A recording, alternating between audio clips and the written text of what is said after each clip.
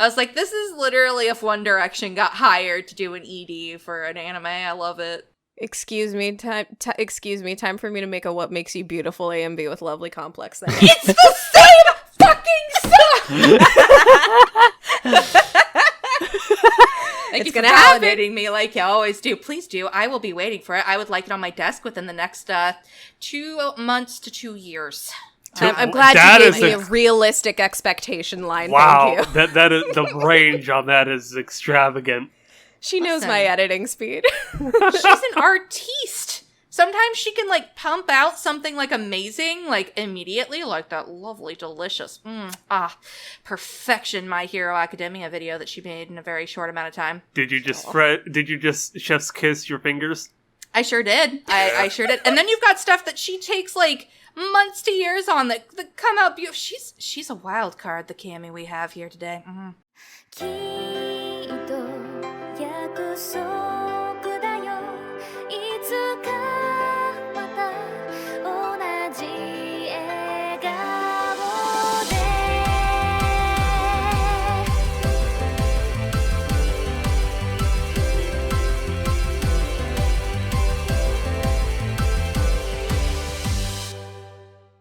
'Hey there, everybody, what's up? Welcome back to The Box, the Annie chat box, where 5 friends snuggle up in a teeny tiny space to talk about all things anime.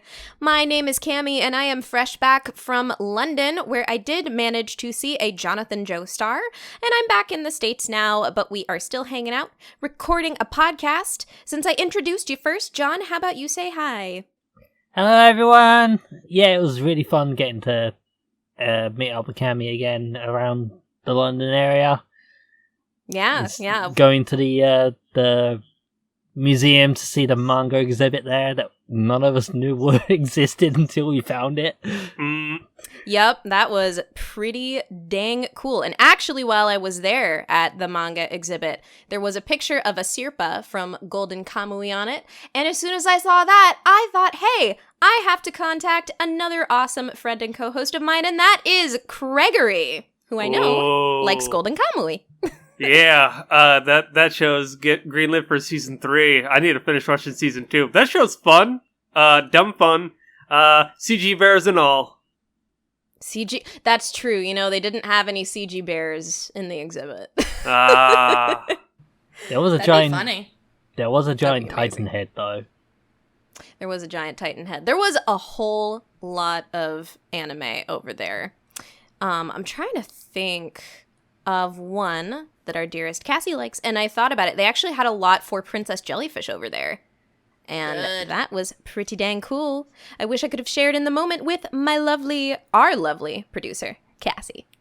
Oh, stop it. Oh, stop it. That's so nice. You stop it. That's so nice. Stop it.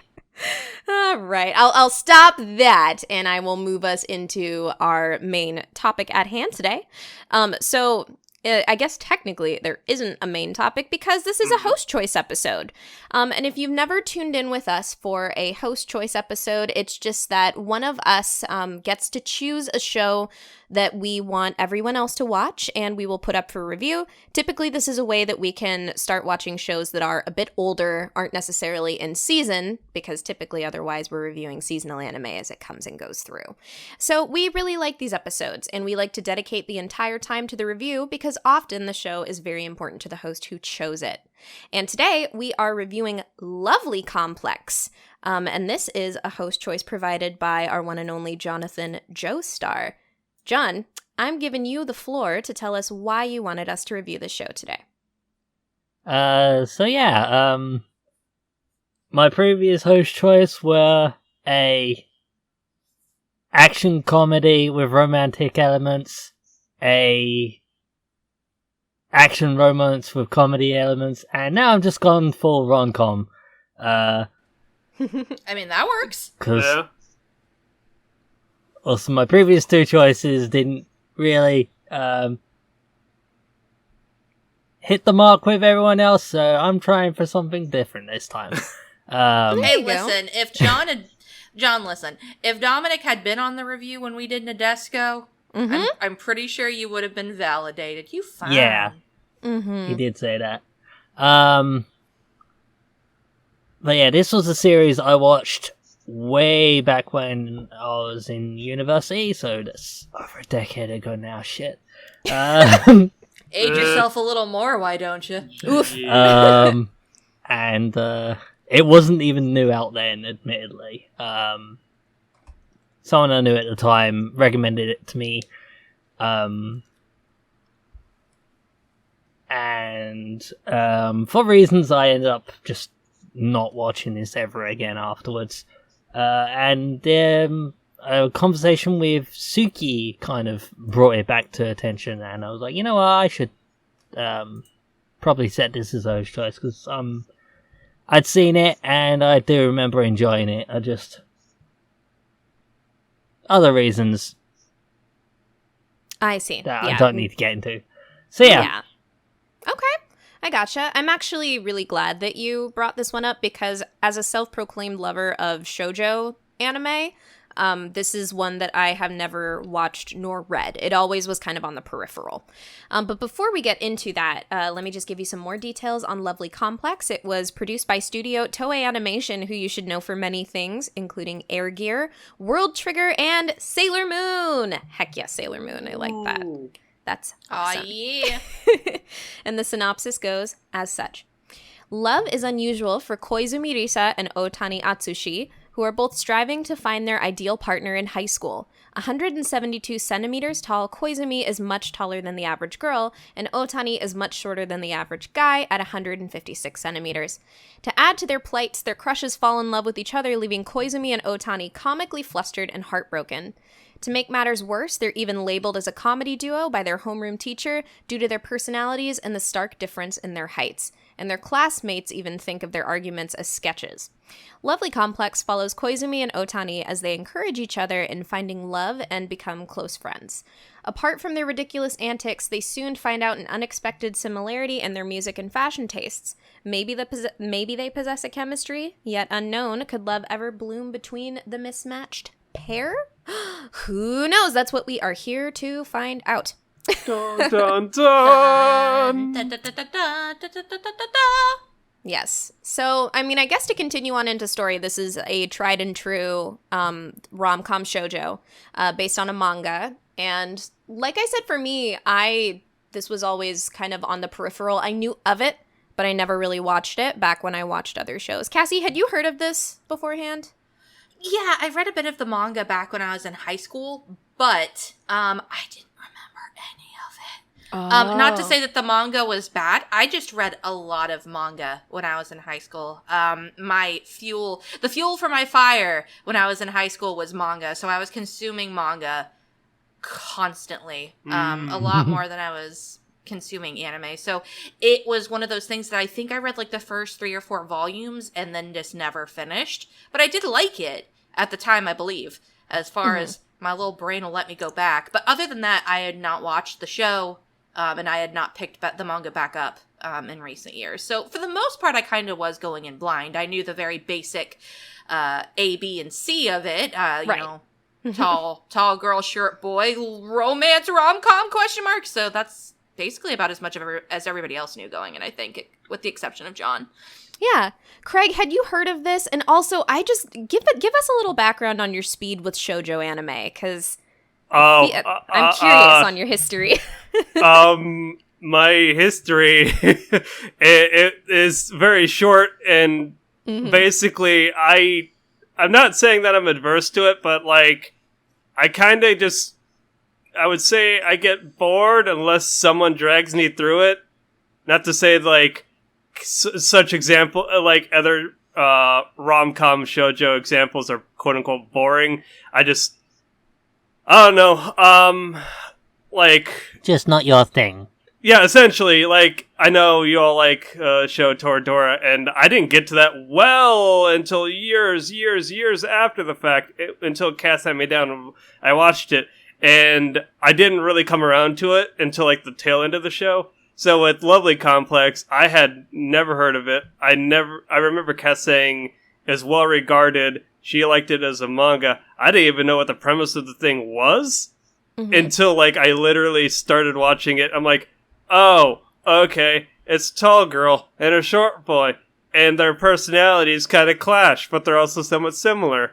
And they're making reference to this comedy duo, which apparently is an actual comedy duo. Hey, wouldn't you know it? Yeah. Neat. Yeah. Very cool. Okay. Yeah. So that's really cool just to get everybody's speed. Because just to start us off on story, for me personally, I think for my enjoyability, in the good and the bad, this show really falls into a lot of typical shoujo storytelling methods and tropes. Like, just tried and true. And so some of them, I don't mind. Like, there are good, like, kind of romantic moments that I'm like, okay, yeah, I do actually, like, I'm invested in this couple. But the worst shoujo tropes that I hate, also the will they, won't they?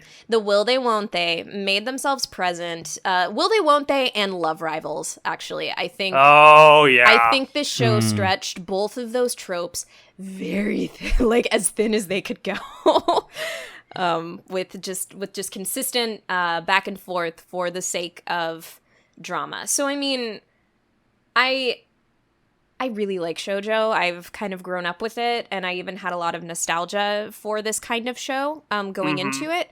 And I was interested in the couple. I wanted them to get together. It's just that it reached a point where the story started spinning its wheels over and over. It started to feel repetitive, and it started to feel exhausting.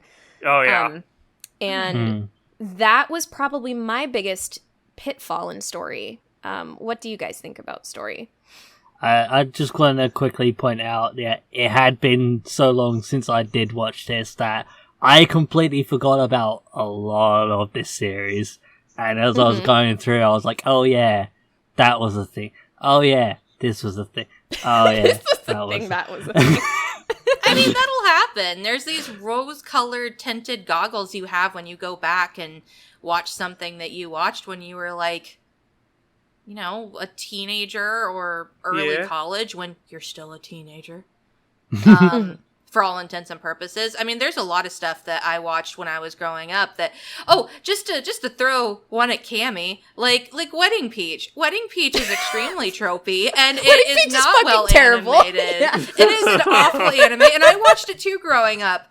Yes. And if I were to go back and watch it for review my on God. this show, we would probably be tearing it apart for hours, but that doesn't mean I didn't enjoy it when I was watching it, when I rented it from the VHSs from the library when I was like Exact 13. fucking same, Cassie. Exact fucking same. What the heck? The early 2000s. Checked it out from the library. That's how I watched it. The early Right? 2000s Oh were my a God. wild time, guys. It really was. That's how I got my anime. I went to the library and they had VHS tapes you could Yo. check out. But anyway, the long and short of it is you don't have to defend yourself, John. Yeah. No. You know what? You know what anime I rented from the library? Kanazuki no Miko. Yeah. Oh no. Early 2000s. Are you okay? Is this going to turn into a therapy session for Craig? I just wanted to let you know. Tell me where it hurt you. Well, if anything, I will say the dub wasn't bad, and there was a guy with a robot, so that was cool. It ended. It got really fucking weird at the end and kind of bad, but you know, hey, up until that point, hey, I just remembered there was a robot. See, this just this is just aging us on basically, like, back when we wanted to find anime, you just took whatever you could that was available. So we ended And up you watching loved the shit out of it, whether you liked it or not. I mean, this goes back to last week's episode where I mentioned, like, the staff for Promised Neverland, and the guy who directed Open Lead, and I'm like, oh yeah, I remember watching that on a whim, and holy shit, that was fucking wild. To rewind us and get us back on the topic train, I both mirror Cammie's thoughts and also have some other separate opinions as well. I agree that when you get to the latter half of the show, in terms of pacing, the show likes to take its time in general to get you where it wants to go, but then when it finally gets you there, it seems like they were like, ah, shit! We didn't know what we were supposed to do when we got to this point on the map, so let's just go to all these circling cities and see if we can find something new each time. Nah. but it doesn't work. It's the same scenery, it's the same atmosphere, it's the same people, it's the same crowd at 2 p.m. on a Tuesday. Yeah. It's all the exact same stuff repeated. However, I do think that there are some aspects of this story that I did like, that are a little bit tropey, but I think that this show is displaying itself and advertising itself as a shoujo with a quirk. And as a shoujo with a quirk, I think it works. I completely bought, even though it was kind of annoying, I completely bought that this tall girl and this short boy had these complexes about themselves, and how that played into them getting even into a relationship. Even in the most comical ways, like, well, even if we dated, like, how would I kiss them? Like, this is so weird. Like, things like that really, when they leaned into the silliness and the fun that these two could have together at being in a relationship, I really like. The problem is it takes so long to get there, and by the time you get there, they're not leaning into that anymore. Yes. And that's where I got a bit frustrated with the story. Also, anyone who watches this, there's a few little bit of trigger warnings that we'll probably talk a little bit more when we get into characters, but there is some transphobic moments in this show, and there are some homophobic moments in this show. And they're not displayed well, and in some ways they're written off pretty decently towards the end, but by then the damage had already been done. So that also frustrated me a bit with the story, because I was starting to get into it, and then it just had to make me feel uncomfortable, like early 2000s anime just have to do. Yeah, it's not at the unfamiliar, unfortunately, for shows that were made around this time. Yeah, it's a product of its time, and while I understand that doesn't mean it didn't take away from my enjoyment, because it did. But I think that there are a lot of aspects of Lovely Complex that just work, and they wouldn't work anywhere else, and I love that about it. I think also it has a flourishing and interesting sidecast. I like the sidecast a lot. Even though some of the characters I just really wanted to go away. I don't think there was... or one note. For the most part, I enjoyed most of the side characters, and especially the supportive posse that they have, because it's just so high school. You got these kids running to their best buddy going, I don't know what to do, and them hitting you with a broom and saying, just get off your fucking ass and go. But yeah, I've been talking for a while. I guess my short and sweet and to the point is that I think that this story does a lot of things right, but it takes a lot of time to get there.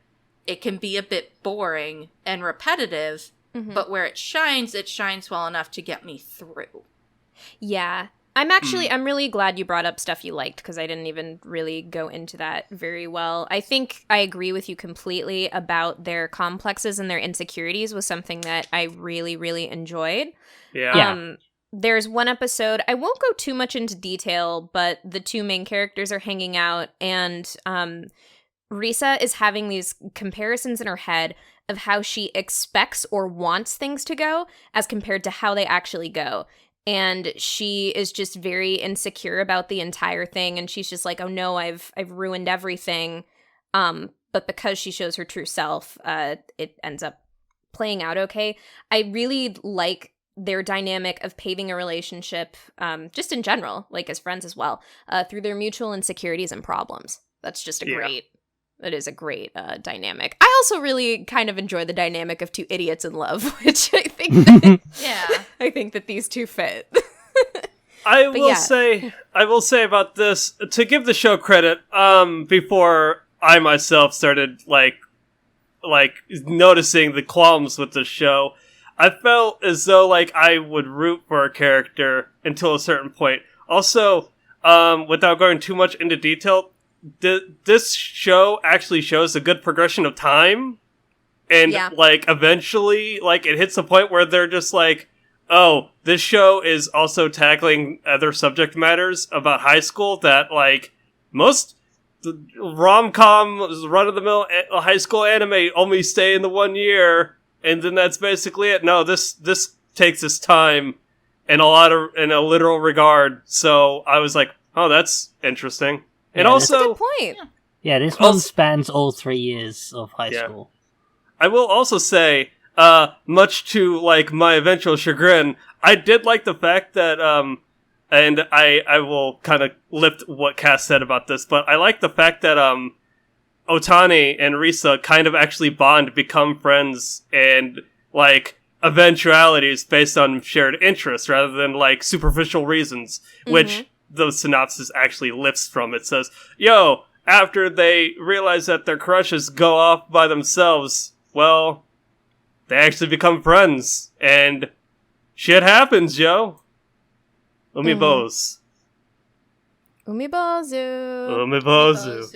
Is fun. Yeah. And it's just so interesting that, like, they are such good friends, and they finish each other's sentences, they order the same drinks. Yeah. They're, like, very similar people, but it's just their own insecurities really getting in the way of them, you know, being together. Like, most of their friends are even just like, are you guys, like, you guys getting together? Like, we've been working on this for, like, 3 2 years. years. Yeah, why the Like, fuck are you not moved on yet?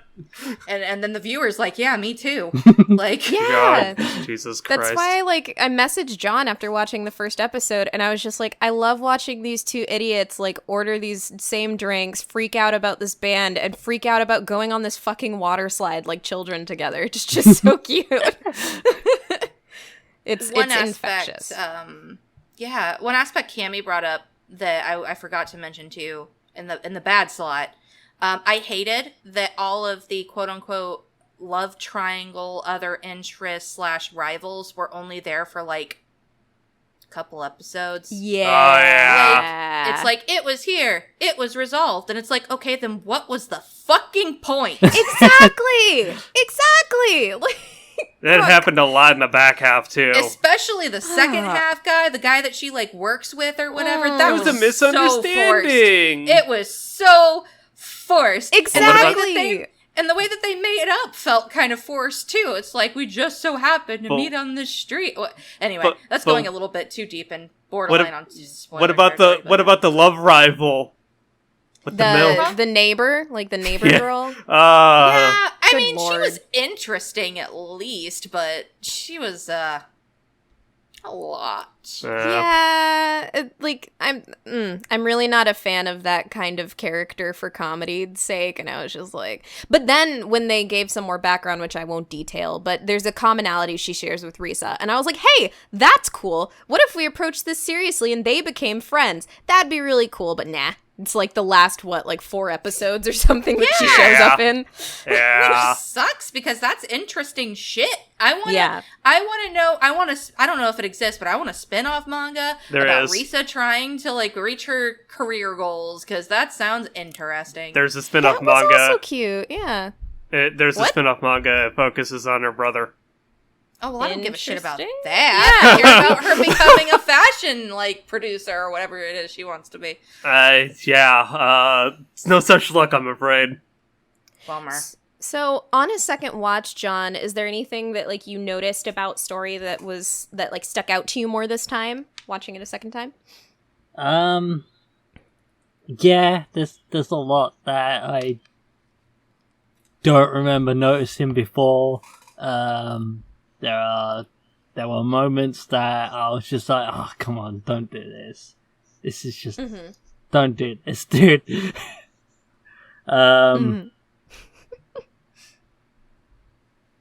Like with, mostly involving the love triangle moments. Like, Yeah.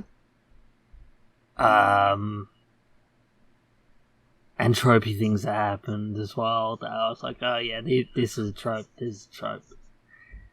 Yeah, that again, it's also been a long time since the last time I watched it, so I had forgotten most of it. I remember the start and I remember the destination. I've forgotten most of the journey.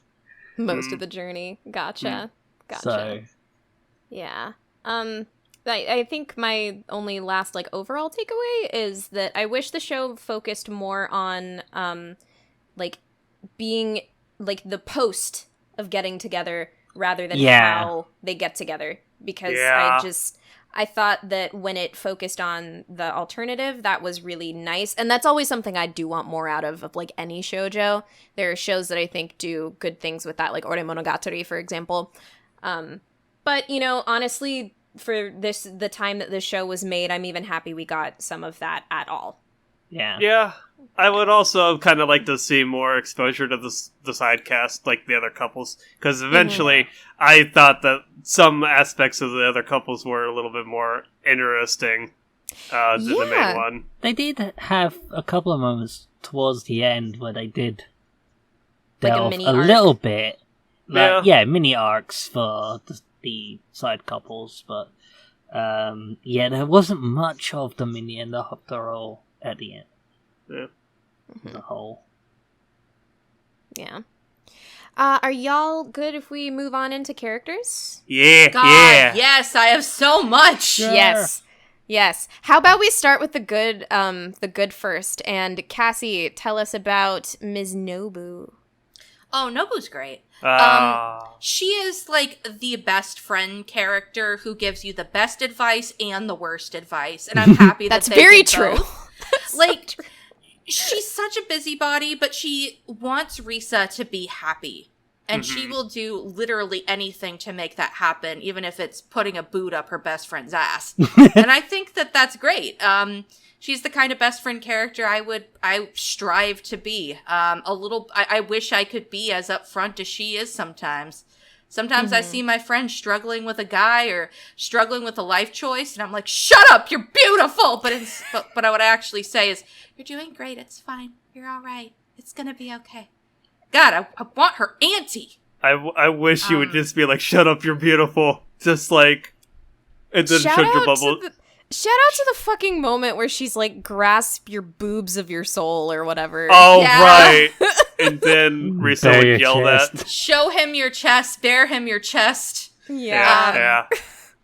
I also like that we do get some insight into her character towards the end, and it's a side of her I was not expecting to see or for that to be her storyline. Yeah. And it hit a little close to home, especially in the regards that, without going into too much spoiler-wise, she may or may not end up in a long-distance relationship and what that entails for the people involved and the emotions involved. And I think that they did a really good job Of handling it.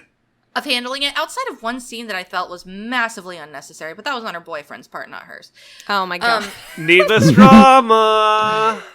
Well, it wasn't even needless drama. It's just how he chose to, like, Do try it. and make Yeah. her hate him was, like, really stupid and also really cringy, but well, there's a couple cringy things in love with couples. You know what? I'll just say this. A lot of the guys in this show are cringy.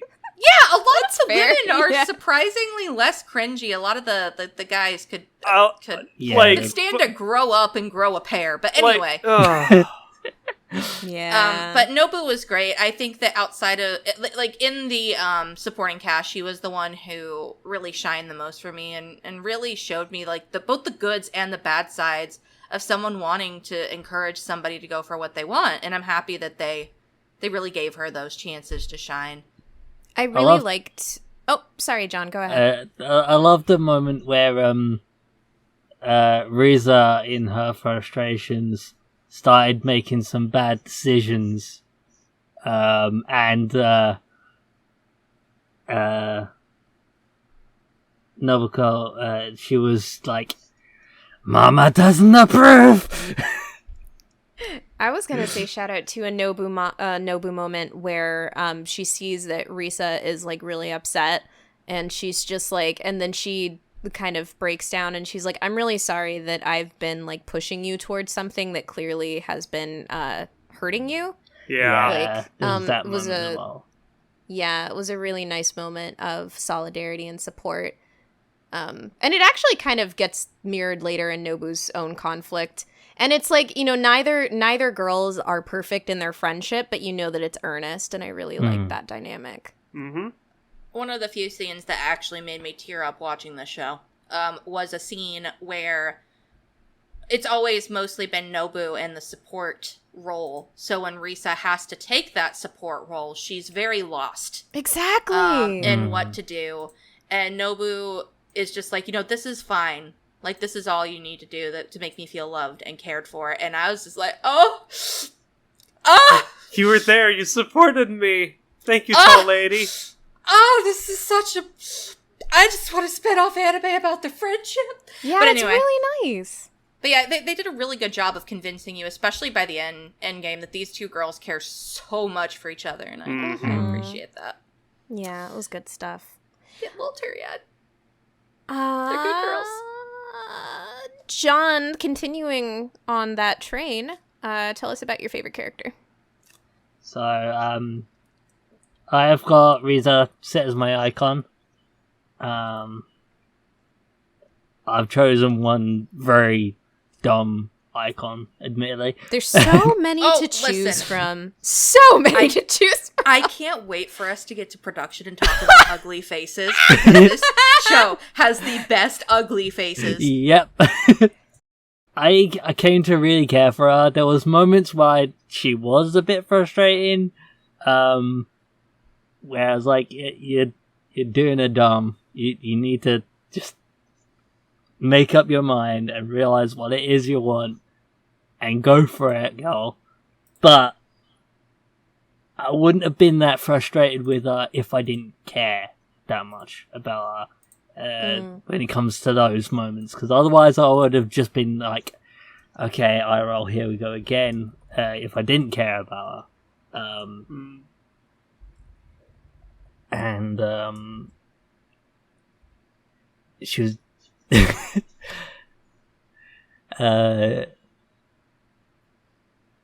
she was dumb but really fun.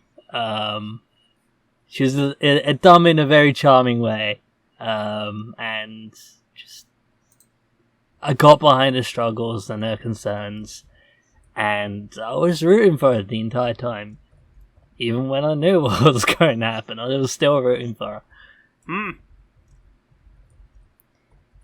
All right, Gregory, why don't you tell us about the funky dude in your icon? I'll just say, when I previously stated that a lot of the guys in this show are fucking, like, cringy, I'll say this guy wasn't on screen enough to actually, like, be cringy. He kind of, like, shows up in, like, a episode, but he also serves as, like, the focal point for Risa and Otani's, like, mutual, like, interest and / like the reason they hang out. It's Umi Bose. He's a rapper. He looks intimidating at first, right? But nah, man. He's a family man, and he's very friendly, and he chills. And there's more to him than meets the eye. Apparently, and fun fact, I looked this up on the wiki. Apparently, he's the creator or the author of the manga called him Umi Bose because he has a bald head, and I'm like. And then Umi Bose is like a Japanese spirit or something like that. I'm like, huh. Cool. I didn't know that. Yeah. So I mean, it is cool that we got like some airtime of him. Like, I don't think I was anticipating that. Yeah, just random shit, just like him showing up on the street. You'd be like, hey, and they're like, oh god, he looks like he's mad, and then he just does a peace sign. And you're like, oh yay. And then they freaked out and did the same thing. That was cute. Yeah. Awesome. Yeah, shout outs to Umi Bozu. So, like, I pretty much, I enjoy the fact that we got a klutzy and spunky female protagonist, in Risa. Yeah. And I think that her qualities are balanced in a way that feels fleshed out to me, that she can be goofy and aggressive, but it doesn't take away from the fact that she will have, like, you know, interests in things like fashion and, like, some, you know, she thinks about, like, romance and stuff. Like, she has aspects that are considered, like, tomboy, but they're not, you know, she could be written to be entirely tropey, and she's not. To me, she felt at least a bit fleshed out. I do agree that, there are definitely, like, frustrating choices that she makes. I do wish she didn't constantly bend over backwards 3 times at once to earn Otani's love. I wish that she would consider herself more. Yeah. I totally get that flaw, and it's really frustrating.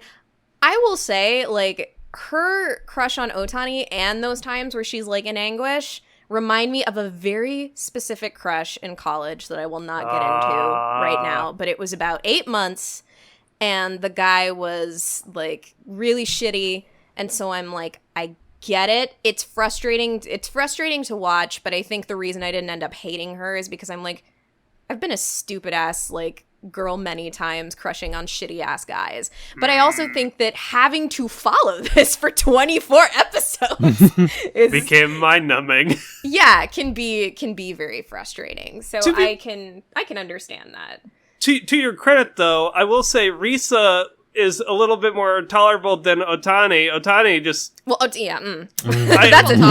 another story. Talk about him. We will have to talk about him soon. Yeah. But in regards to Risa, another thing that I really loved about her is she always was changing her hair. Yes! She was always doing different little things. And then so later when they mentioned that she has interest in fashion, I'm like, oh, it makes this sense. makes complete sense. And I love that like little piece of her character without people screaming, oh my God, she loves fashion and clothes, was just kind of shown. Yeah. I agree completely. Also, Nobu was constantly asking Risa for advice on, like, which jacket looks better? Oh, which outfit? Like, that'll go good with the skirt you bought last time. Stuff like that. Yeah. Risa would just drop without really thinking about it, and they didn't really focus on it, but then, yeah. You like fashion? Yeah, I do. Oh, yeah, and that was a thing. I wonder how if that's expressed the same way in the manga or not. Would be interesting to read. I also want to read the manga just because they probably do like the like chapter covers, and it probably has her in all these cute outfits and hairstyles, and I want to see it. Yeah, I'd imagine. I also did like the ensemble cast a lot. The supporting couples are great, and I'm glad that they got arcs. Also, like, he's dumb, but can I just give a slight shout out to Mighty Sensei, because I love how he kind of becomes a magical fucking prophecy wizard. Like, made me laugh. I didn't like Risa when Mighty was around. I liked Mighty when Mighty was around. Mighty's fun. Like, he is. I have in my notes written, Bishi hot teacher? Question mark. Go Mighty Sensei. Go. Yeah. Mighty was fun. I just wanted to be sure to bring that up. And go ahead. I was going to say, I just love how he so blatantly didn't give a shit whether it was girls or boys. He was just like, I'll get up close and personal with each and every one of you and make everyone uncomfortable. They're actively engaging in a high school student's dating life. Like, yeah. I don't think you can do this. What you do as a teacher. I don't think you can do this. He was an ethically good character. I'm just saying it was funny. No, I agree completely. I'm just saying, like, yeah, it's crazy that he does that. He's good. So shout outs to him. He's good. Yeah, we gotta talk about Otani. Actually, first, before we talk about Otani, can I actually talk about a male character I actively hated, and that was Haruka? Yeah. Oh my God. At first I was chill with him, and then the entire rest of the show, every time he was there, I just wanted to deck him in the face. I have in my notes written here, Risa's professional #1 stalker calls main boy midget constantly. That's a bad joke. You should stop that right now, please. He's like, why would you want to date, like, this short boy? And, like, it's not even just stopping at Otani. Also with, the other one? He's also the most obviously homophobic and transphobic of the bunch. Mm-hmm. There is a trans young lady, I think her name's Seiko. Mm-hmm. Yes, you are correct. Who wants to go by Seiko, and Haruka continuously calls her by her dead name. He continuously is saying, you need to stop dressing like a girl.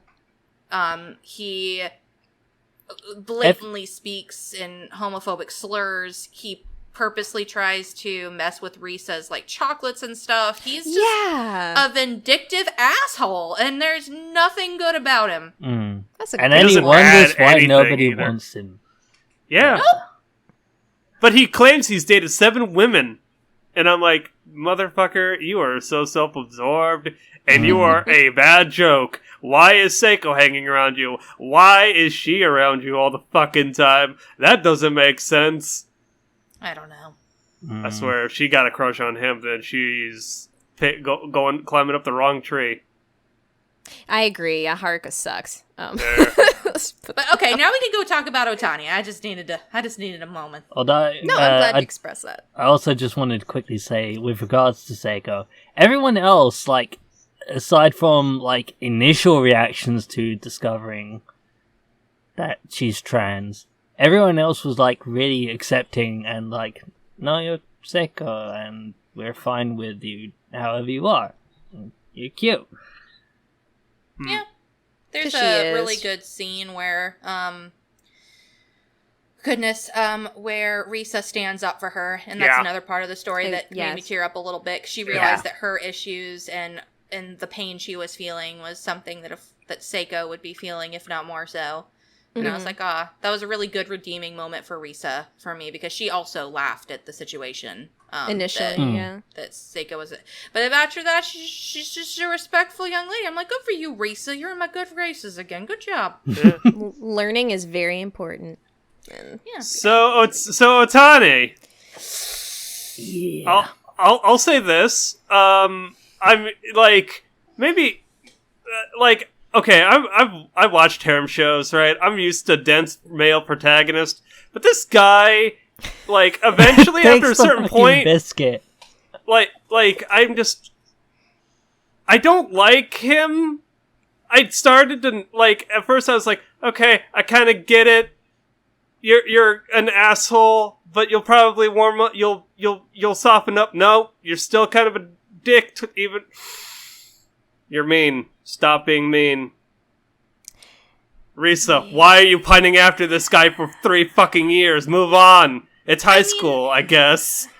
To give him some aspects that I enjoyed, I liked that when there is a situation where Risa, expresses her feelings, he takes the time to think about it. yes. And when he gives her his answer, I felt that it was a fair and okay answer. Like, it hurt for her at the time, and her determination afterwards was, I felt rewarded. Yeah. And I was fine with that. It's the back and forth after that that's just really frustrating. Especially because he does this thing that boys have done to me in the past, where they've initially rejected me, but then to get the upper hand in an argument, they'll throw out the fact that I had a crush on them or still do. And it's manipulative. And it's just a mean thing to do. Like, if I were to reject somebody tomorrow, and then, like, we were trying to have a conversation, I'd just be like, hey, I mean, I know you still like me, though. Yeah. Like, is this how you treat somebody you like? Yeah. Like, that is where I started to hate him. And then you're right. He didn't really redeem himself for me until almost the end, when they were like, oh, I want to do this career. And I'm like, oh, that's I wondered. cute. I wondered if that'd get you. Yeah, I was like, this is cute, and I appreciate it, and it just shows, he's a little soft under those rough edges, but otherwise, he's just kind of mean and manipulative and an asshole and a stupid, stupid teenage boy. You know what? You bring up a really, really good point. I agree with you that was honestly the point where, I started to really just get frustrated with him. In the beginning, like the beginning, like the first, 5 episodes or something, I was like, okay, you lack a lot of tact. You're also kind of stupid, but, he would do, kind things for, Risa. And the way that I talked to our patron TroubleClef about it, and I was just like, he strikes me as he's a really frustrating idiot, but because he's such an idiot, when he does something nice, it's genuine, because he just can't feign anything else, because he's an idiot. Yeah, he's just too stupid to lie to you. So he's... Oh, go ahead, Craig, sorry. Maybe this is slight spoilers, but I didn't really buy his growth as, oh, I actually start to like this girl as the show progresses. And then when you hit a pivotal scene, while cute, I'm like, how did you... What is your internal monologue? How do you... We have Risa's perspective on everything. We have the fact that she's gone through hell and back, but this guy seems so standoffish from that one point, and then it just became frustrating. And then, as Kat said, manipulative to a degree, to a point where I'm just like, in the late game, I'm like, I don't believe you anymore, man. Yeah, I think that's very credible. Like, what I was saying is that's how I thought of Otani at the beginning, was that he's just stupid, but he could be genuine, so I could kind of see the moments why Risa, like, develops feelings for him. But then later on, yeah, you're just like, why? Why are you sticking with this? I have in my notes, Otani needs to learn to fucking talk, because he just does not express in word. Like, even, there's just one episode where, like, he needs to confirm something. He needs to affirm, like, this thing for Risa that she's been wondering. And, like, she has to just pull tooth and nail to get him to say this thing. He doesn't even say it. She asks him, and then he says yes. And I'm like, motherfucker! Oh, yeah. Please talk! I know what thing Like, you're talking about.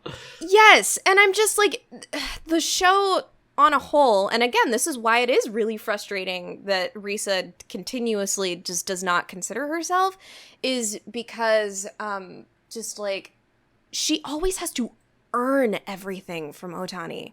Yeah, and it's not fair, because she's the one not. putting, like, forth the most effort. Like, she's constantly giving him gifts. She's constantly trying to take into consideration his feelings. Chocolates. She's constantly trying to go out of her way, like, in her own Risa stubborn way, but she's trying so hard. Yeah. And that's why every time she was like, I give up. I have tried too hard. And I'm like, you go, girl. And then it's she like, would just wait. fall backwards again. And then I'm like, Wait, what? girl, I get it. I've been there. I've been you. But you gotta grow up. You gotta find someone better for you. Yes. High school, Yeah. am I right? Yeah, and it's like near the end, yeah, there are some things that I totally understand, Craig, how you don't necessarily believe it. I think that it could have been expressed a lot better.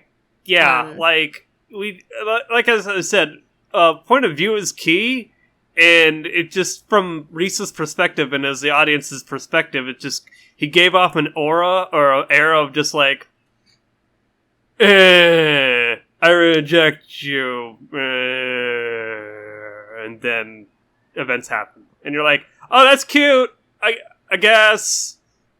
I feel like by the end, like the last episode ish, I feel like I definitely like bought it, but Yeah. the development is a little clunky. I will Yeah. agree with you in that regard.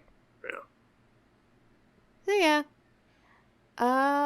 Anything else on characters, or do we want to dive into production? I'm trying to think if there were other characters I enjoyed. Oh, Risa's family made me chuckle. Oh, they're good. Oh, yeah. There's a scene where Otani needs to, like, come over there for a reason towards the end, and, like, all of the family stuff was pretty fun. That was a good scene. I liked it a lot. The going into production, but the use of, like, the lens out with all, like, the black space to the tiny circle that just got farther and farther away as the conversation steered. That was good stuff. Yeah. One more aspect I want to point out is that I adore Risa. She fell off as a character for me towards the end, but I still loved her. And while I don't like Otani, I love them together as it's really weird, because I'm like, you don't deserve her, but I hate that you're so good for each other, because they bounce off each other really well, and some of the funniest moments in the show are just them being themselves. Yeah. So just wanted to toss that in there too. That's very, I agree. Yeah. Yeah, like, I mean, and I think that's a huge thing of the show, is like, in a shoujo you want to enjoy and root for the couple. I did root for them. Yeah, Yeah, like, I enjoyed rooted for Risa a little bit more than Otani, admittedly. That's fair. Yeah. Yeah, that's fair. But yeah, like, enjoying them together. I think that I'm really glad you brought that up, Cassie. Yes. Yeah.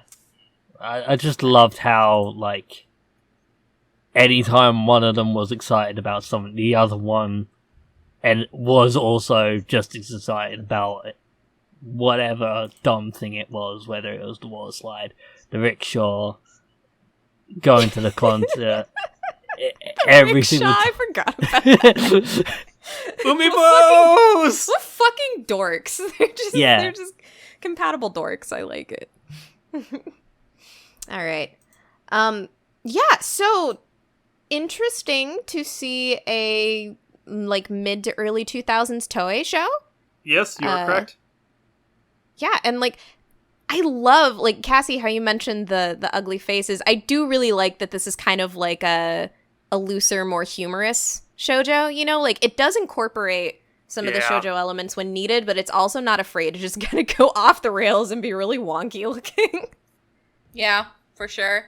Well, you want me to give some facts yes, about Craig's that? Credit Corner. So I didn't realize this is a Toei show until like about 6 episodes in, and then it became self-apparent when I realized that the director Konosuke Uda directed One Piece. Like at one point or another, a lot of Toei Animation directors kind of just like rotate between One Piece, Precure, and then Dragon Ball, or any iteration of Dragon Ball. So this guy directed like the first maybe 100 or 200-ish episodes. The writer Takashi Yamada wrote the show that I sunk way back in the day, Between the Sea and the Sky, that Gacha Hell game. Oh no, anime. I remember that one. Yeah, and scripts for various episodes of Heartcatch Precure and the screenplay for the Heartcatch Precure movie. Ooh. Music is by Hironosuke Sato. This is his only work, and I did not realize that. The character designer, actually, to make it like not as like wacky and kind of cartoonish, is by Hideaki Maniwa, who also worked on in-between key animations and character designs for various One Piece movies, as well as the One Piece show. So, if you're thinking, man, they make crazy, like, weird faces, you know, the guy worked on One Piece, so. Everything just kind of makes sense now. Yeah.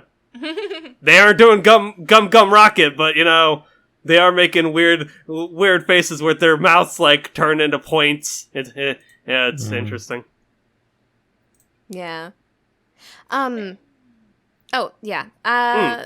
So I think that I liked the overall... Actually, have any of you... Well, I know Cassie has, yeah. Have any of you guys seen the manga art? Because it's actually a bit different. It's really cool. Yeah. It's really cool looking and stylized. Oh, I like it. I like that manga art a lot.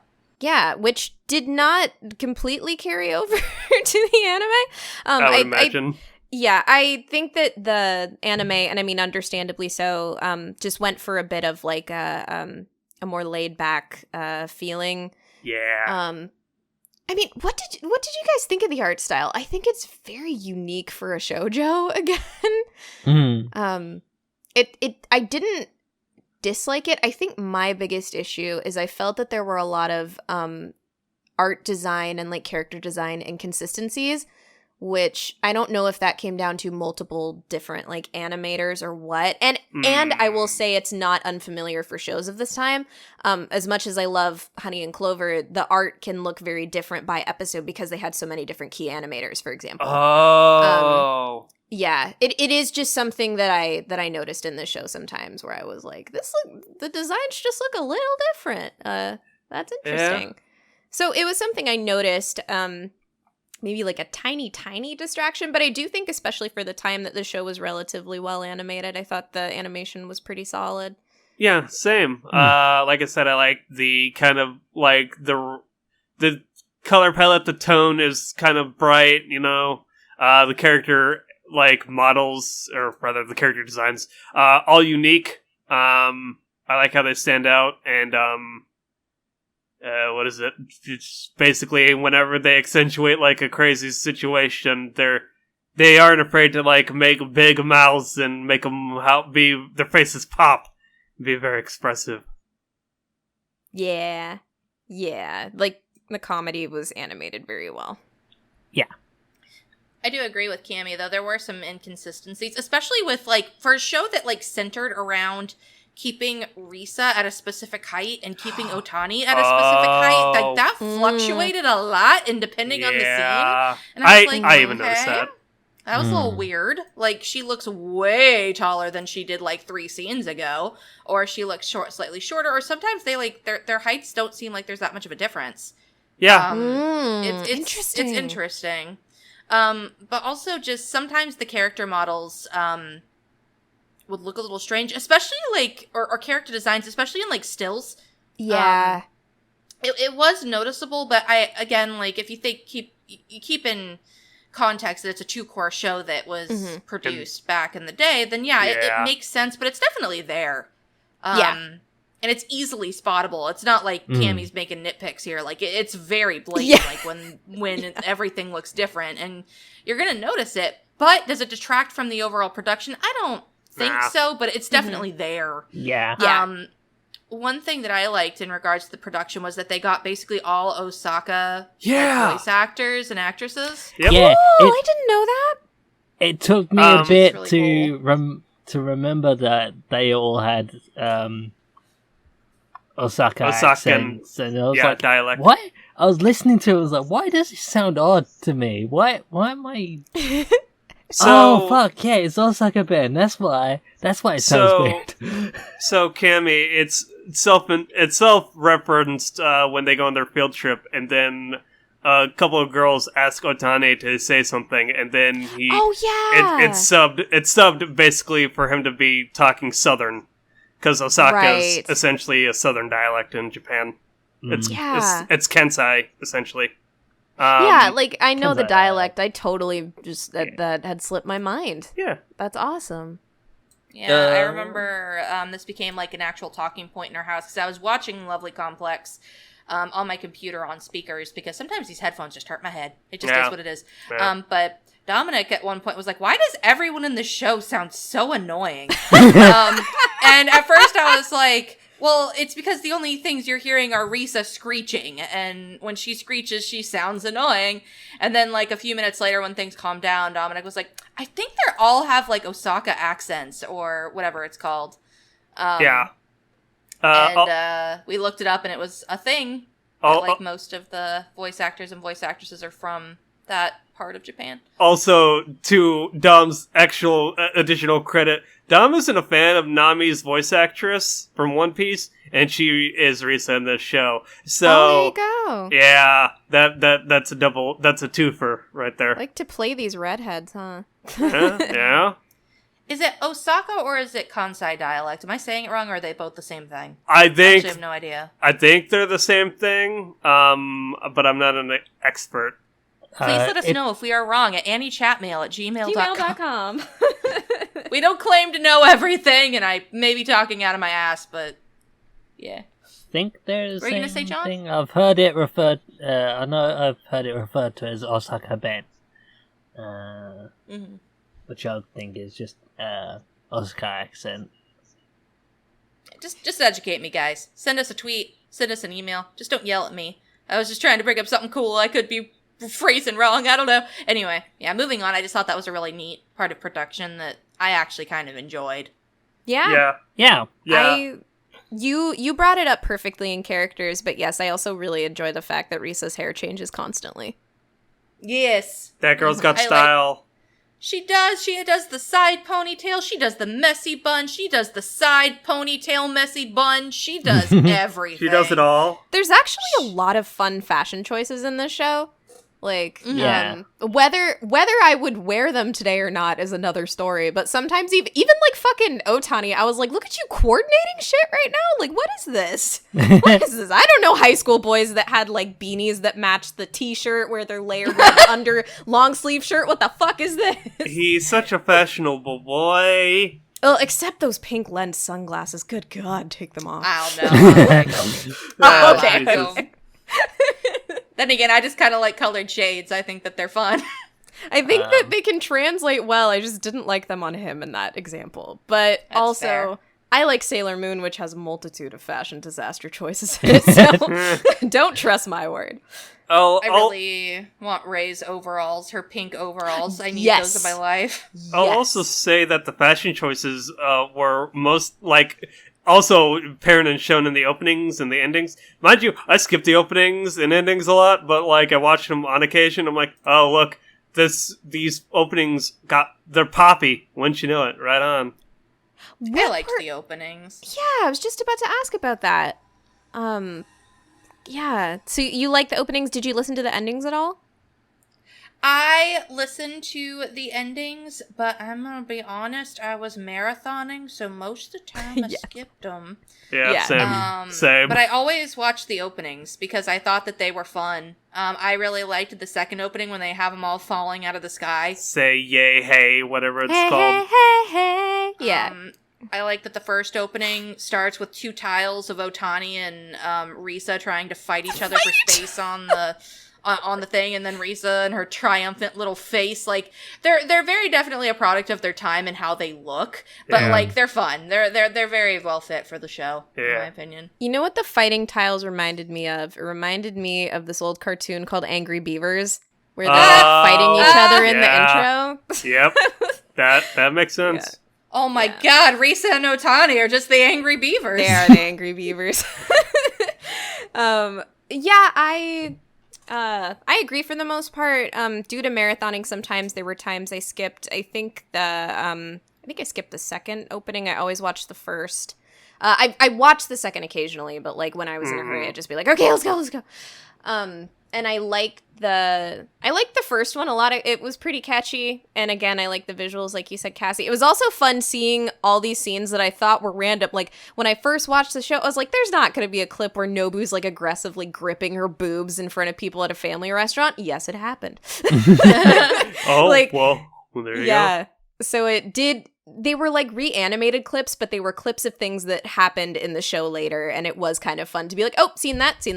Okay, there we go. And I liked the second ending song. I thought it was really sweet. It was sung by the cast, and it's because there is you, and it had interesting like painted art that I don't know if it was in the manga style or not, but yeah. I personally thought the second ED sounded like a One Direction song, but I love One Direction, so that's not a detriment. But I was just like, wow, this just I gotta go back and listen to this like now. A Japanese boy band kind of thing, even though there's like other melodies in there. Yeah. But I was like, this is literally if One Direction got hired to do an ED for an anime. I love it. Excuse me, time for me to make a What Makes You Beautiful AMV with Lovely Complex then. It's the same fucking song! Thank you for validating me like you always do. Please do. I will be waiting for it. I would like it on my desk within the next 2 months to 2 years. I'm glad you gave me a realistic expectation line. Wow, thank you. that is, the range on that is extravagant. She knows my editing speed. She's an artiste. Sometimes she can, like, pump out something, like, amazing, like, immediately, like that lovely, delicious, perfection My Hero Academia video that she made in a very short amount of time. Did you just chef's kiss your fingers? I sure did. I sure did. And then you've got stuff that she takes, like, months to years on that come out beautiful. She's a wild card, the Cammy we have here today. Oh, you flatter me so. Wild thing. You make my heart sing. Oh, wait, karaoke's next episode. That's right. Yes. Wait, what? John, I haven't heard... stay tuned. John, I haven't heard your thoughts on production much at all. I love that they went ugly face. I love that when they wanted to, they would show the characters beautifully. When they were like really wanted to put that across. I love the first opening. That one is really catchy, and I will admit that while I liked the second opening, I completely forgot that there was a second opening. Oh no. When I went back to rewatch it, and the second opening started playing, and it's like, I completely forgot this existed. Did you like it, seeing it or hearing it a second time? I did like it hearing it a second time. It's just like, it was like, oh wait, what? Second opening? This was a thing? Oh yeah, that was a thing, wasn't it? I like this stuff. But yeah, the first opening is the one that really sticks to mind for me. And I've heard a couple of other songs by that band, but I've completely blanked on their name. It's actually funny with opening 2 that there are crazy visuals, but most of them I don't think happen in the anime, except for some character introductions that flash by, and then I was like, oh, I thought these were just total like made up strangers at first, but they also showed up in the anime. Yeah, there's a couple of scenes that are like reference scenes that happen in the anime, but they're not one to one. Like they were in the first opening. And like seeing those moments come up again was just like, oh yeah, that was... Tick that off the list of scene that I've now seen. We all watched this in sub, right? Yeah. I believe so. Does anyone know if there's a dub? No, there is not. idea. There is a Hungarian dub, an Italian dub, Whoa. and a Korean dub, but there is not an English Oh, but dub. no English dub. Okay. That's so crazy. One aspect of production I forgot to mention is that Risa's character design is just very nice in general, but they take time in the show to make her just look so beautiful sometimes. Like the scenes with the fireworks, or when she's confessing her feelings, or when they have like shots of her eyes and things like that. The way they do her eyes at times is so gorgeous. It's true. Yeah. I just those are beautiful shoujo Sakuga moments, as I'd like to call them. Ooh, Shoujo Sakuga. Shoujo Sakuga. That's a brand that I 100% subscribe to. Speaking of that, actually, Cassie, I don't know if this would count for production, but I mean, you did want to mention like a very excellently done scene, in your opinion. Oh yeah, there is a scene that is a kissing scene. I'm not going to say between who, but where they highlight the fireworks and they highlight the characters' faces and the reactions, and when there's this swift movement of the leaning in and the Kitsu, it's just very well fluidly done, and I just loved it. It was beautifully animated. The confusion of some of the characters and I just love it. It's so beautifully. Now the aftermath of it and how stupid some of the characters respond is a completely different story. But production-wise and just feeling-wise and music-wise and reactions-wise and voice acting-wise and everything was just so chef kiss everywhere. Beautiful romantic scene. It's that shoujo doki doki that I go for in every show I watch. Just so easy to appeal to. It's fine. It's fine. I'm right there with you, girl. Right there with you. If you're going to put a lot of attention into a scene, it better be the kissing scene if you're going to have one. And they definitely did here. It's very nice. It was beautifully done. I agree completely. All right, do we roll on into ratings? Yes. Sure. Rolling first with...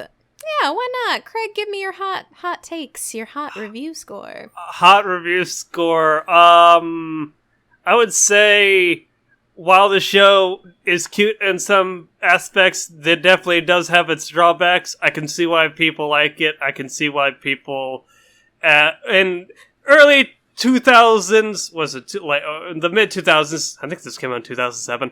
I can see why people like this. Again, I'm not necessarily the best advocate of shoujo, nor am I the expert, so I would say check this show. See if it's your speed. Your mileage may vary on some characters. You will like other characters more than others. At least I did. Go for it, kids. Go for it, kids! I like that. Yeah! That final finishing line.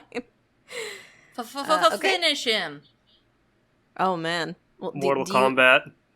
Do you want to go next? That was such a good delivery line. Oh no, do I have to? No, I can go next. I got you. Oh yeah, sure. Go. I got you, go. boo. I'm getting a couple more ending sentences in place in my brain. Ugh, you always give the best speeches. I'll just warm you up. All right. Especially because I can't necessarily think of a speech for this show. So, as I said at the top of the episode, I am a huge lover of shoujo. I have been for a long time, probably starting around in like middle school and then just through high school and beyond. I told John before watching this show and when I started it that I just have a lot of nostalgic bias for this kind of show, because this is the stuff that I remember reading when I was in high school and crushing on stupid boys and like gossiping with my girlfriends. It's stuff that I would like read when my own life wasn't that exciting and I could like project all my like dreams and wants and bubbly feelings. And the visuals of it again take me back to the anime that I watched way back in the day. So I was like pretty eager to watch this show, and I have a lot of bias that led me to really enjoy it. Again, I can definitely see that there are drawbacks. I don't think it's perfect, and I also think, unfortunately, it has aged in many ways. But again, your mileage of processing that may vary. And for me, because of like the biases I had, I was able to look past that. And I feel like this show was always regarded as kind of one of the more quality shoujo anime of the time. And I'm going to go ahead and give it a like it, because I did enjoy the show a lot. There were frustrating aspects, but like the point of the matter is like I looked forward to watching it. There were definite drags in the middle, but like it wasn't a slog to get through at all. It's the right brand of stuff that I like, which is shoujos and like rom-coms and good stuff. I like the couple that the show focuses on. And while it was a little bit bumpy, I did enjoy the story. So yeah, I'm going to go ahead and give it a good old like it. No. I like it. Nice. Girl, what you talking about? That was articulate as fuck. Yeah. Thank you. Right? Thank you very much. What do you have for us, though, my dear? Sure. So when you go into a show like this that is advertised as a romantic comedy, you have to ask, was it a good romantic comedy? And it was. It does the romance really well once you fucking get to it. And the comedy in this show is great. The characters play off each other really well. I do not like some of its comedy. I think that making fun of transgender people and using them as a joke and using that joke as an introduction is so overdone, and it's awful, and it is a product of its time, but it also is just mean-spirited, and it does a lot to redeem itself, but that point in comedy was just real bad. It was real bad. But overall, the comedy is based around Risa and Otani, and I think that their chemistry is just, chef's kiss. This is the kind of chemistry that I want in my romance rom-com shows, and I think that if you were to ask me, do I believe that these two are good for each other? I'd say sure. One of them is an asshole, and one of them is really dumb, but they balance each other out well. And I think that at the end of the day is what's most important is the balance really there? Is the romance and the comedy balanced well? And I'd say yes. The story has some pacing issues. The characters have some issues themselves, but I feel like they're believable issues. As much as I was frustrated with Risa in the second half of the show, I couldn't deny that I had been there myself. And so at the end of the day, was it a good show? I'd say, yeah. The production was also really good, especially for its time. I think that while things went off model or the designs kind of varied from episode to episode, it was, again, a product of its time. And it looks better than some of the other shows that came out around then. The animation and the sound design also had a personality. It was almost like it was a part of the show as a character. And I really loved when it decided to shine its brightest and give us that shoujo Sakuga. Really, I was hoping to come up with some flowery way to say that I like it at the end, but I'm really tired today, so I failed you. But I did. I liked this show. I think I would even recommend it to some people if they said they were looking for a shoujo, and I knew that they could look past its bumps in the road, as Cammie did say. I think that the journey is bumpy and rocky, but hey, I loved the flight to go see my mom, and it had some turbulence. So, I mean, at the end of the day, as long as the destination and part of the journey was good and smooth sailing, you can deal with a few rocks in the boat here and there. So, I think it's an okay show. I liked it. I like how you say that you couldn't find a flowery way to say you like the show, but then you come up with an analogy to equate this to, like, air travel and turbulence, and it seemed like it was pretty apt. So listen, congratulations, Cass. You are a regular Kanye West, what is known as a self-appointed wordsmith. Congrats. I sure fucking try. Now, if only I could say it at 2 times speed and be like, could you imagine if one of us, like, rapped our final thoughts? That'd be amazing. Cammie probably could. Cammie would be the closest to being able to do that. Get Jonathan to come in and rap your thoughts for you. Yes. Yes. But yeah, as one final thought, like when I left this show initially, I was really annoyed. I actually thought I was going to come in today and give it like a check it. And then like the more I had time to sit with the show and remember the things that I liked that weren't mostly in the second half, I was like, you know what? It was a good show. It's unfortunate that a lot of its problems peak at the end, because that's really the impression you're left with. But if you give yourself time to think about it, I think that it's a pretty damn good show, especially in its genre. I think my favorite thing that you ended up saying was that the animation and the sound production had a personality. I think that was my favorite of your witty wordsmithing there. I try. Yes. All right, Jonathan Joestar, the man of the hour, the one who recommended this show to us. Tell us your final thoughts. Yeah, you and Cammy and Cassie, you both say that you struggle with coming up with eloquent ways of saying things, and then there's me. You stop it. Oh, Jonathan. I really enjoyed the show. Again, it'd been such a long time that I remember the start and I remember the destination, and I completely forgot about most of the journey. Watching it through again, I completely forgot about the bumps in the road, but there was still enough enjoyable moments about the journey to make up for those. Yeah, I completely forgot about all of the transphobic things, but I also need to remember that I've grown as a person since the first time I watched this, so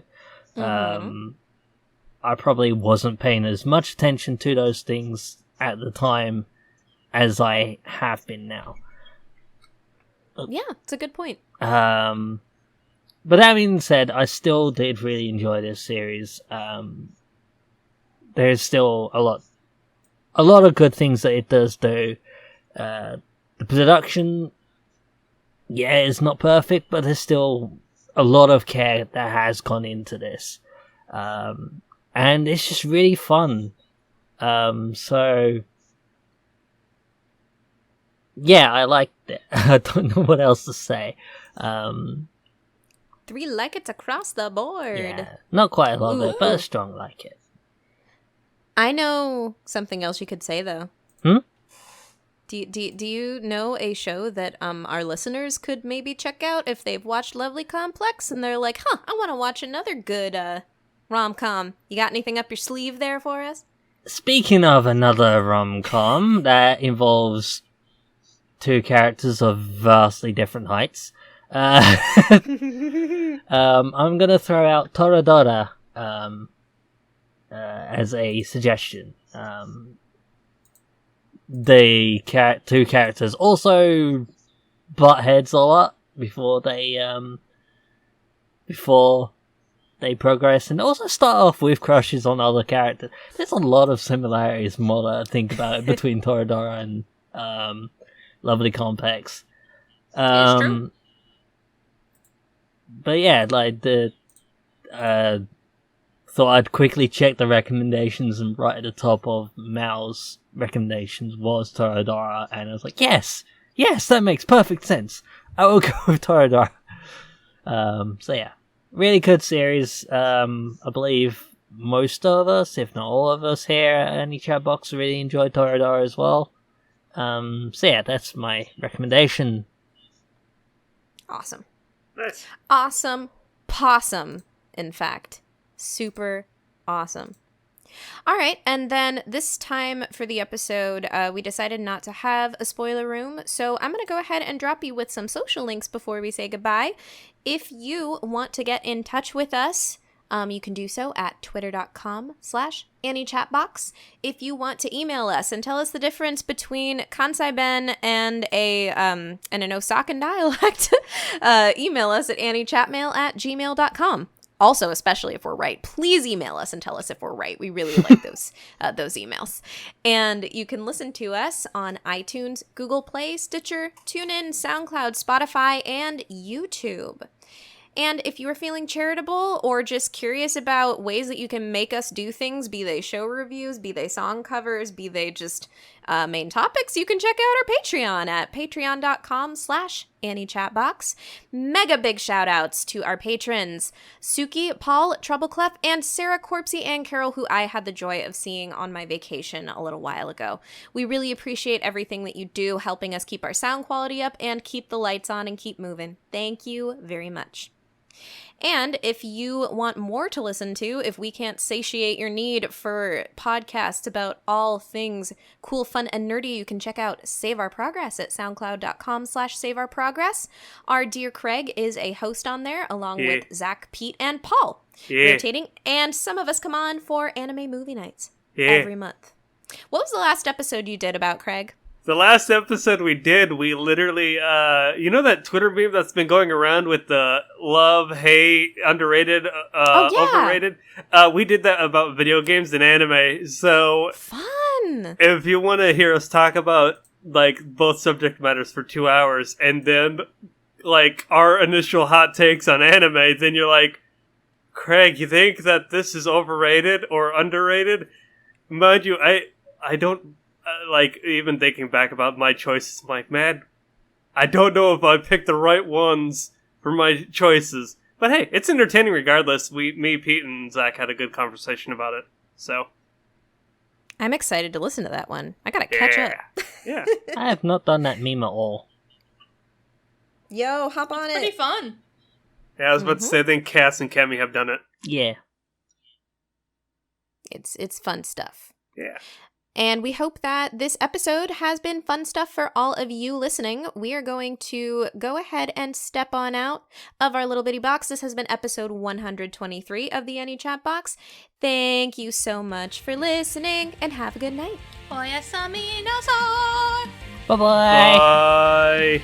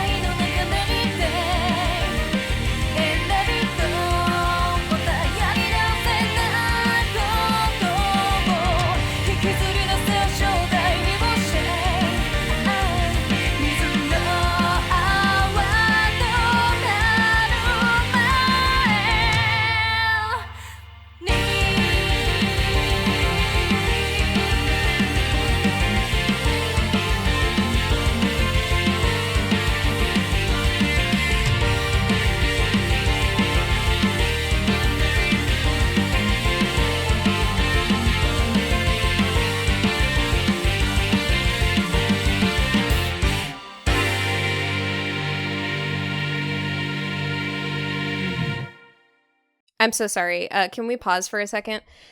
Yes. Keep Just it rolling. Keep recording. Yeah, Yeah. keep it rolling. Sorry. We're watching Get's aunt's dog, and she thinks something's suspicious, and I just want to make sure I get her to calm down so she doesn't bark. Fair enough. Yeah, she's like, "Mrr," and it might show up in there. And speaking of that, Craig, so we're at about an hour and 3 minutes in. Yep. Yeah, there might be dog muttering on my end. Yeah, I think I did hear a bark. Yeah. Give her some chimkin. I'll give her Chimkin later. Oh, Chimkin. chimkin. Okay. I think she'll be fine. She's good. You good, Coco? That's right. Oh, Yeah, you totally just gave me a paw up. Sounds good. Paw up. Yeah, that's cute. Yeah.